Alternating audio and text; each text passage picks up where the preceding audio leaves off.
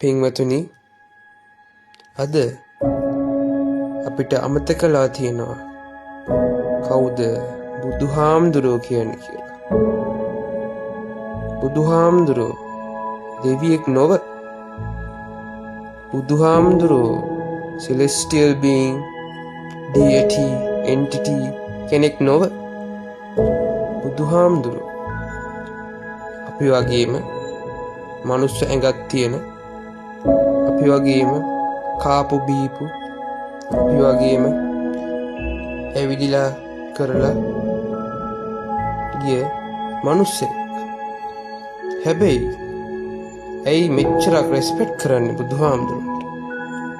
මෙච්චරක් පින්කම් කරන්නේ ඒ උතුම වෙනුවෙන්? අද අපිට අමතකලා තියෙනවා අපේ අමාමෑණියන් තථාගතයන් වහන්සේ කියන්නේ කවුද කියලා. ඔබ දන්නවද? බුද්ධ කියන්නේ මොකක්ද කියලා? ඒකේ මීනින් එක, ඒ වචනේ මීනින් එක තමයි one who's above the mind. above the mind කියන්නේ no ego, supreme inner peace. සිංහලෙන් කිව්වොත් කොන්ද කෙලින් තිබ්බ පළවෙනි මනුස්සයා. අපි ඔක්කොම අද කොන්ද වකු ගහලා තියෙන්නේ. මොකද සමාජයේ අතුකොල වෙලා තියෙන්නේ. හැබැයි බුදුරජාණන් වහන්සේ was the first person or the person to be above the mind supremely. above the mind ඒ කියන්නේ inner peace කියන්නේ මොකක්ද? මට තේරෙන්නේ නැහැ. inner peace කියන්නේ ඔබ වහන්සේ පින්වතුනි, ඔබතුමාලට මොනා වුණත් ඔබ සතුටුයි.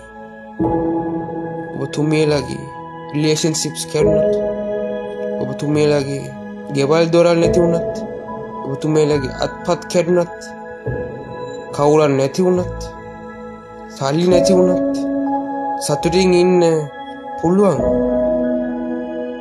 වෙනවා above the mind.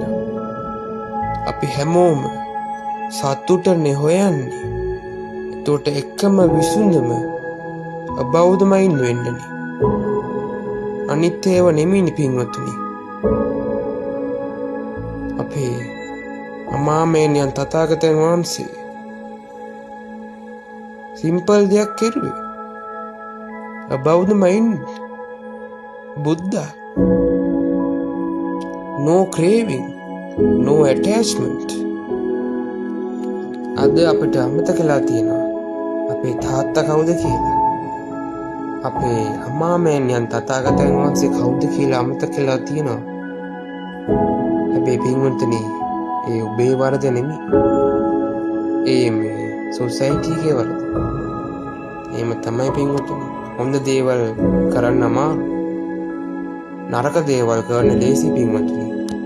මොකද අපි ඔක්කොම හැදිලා තියෙන්නේ ඊගෝ බේස්ඩ් ජාතිය හින්දා. ඊගෝ බේස්ඩ් මයින්ඩ් හින්දා නරක වැඩ කරන්න ලේසි පින්වතුනි.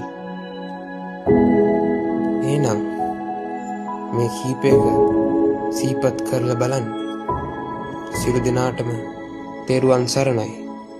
සාදු සාදු සාදු.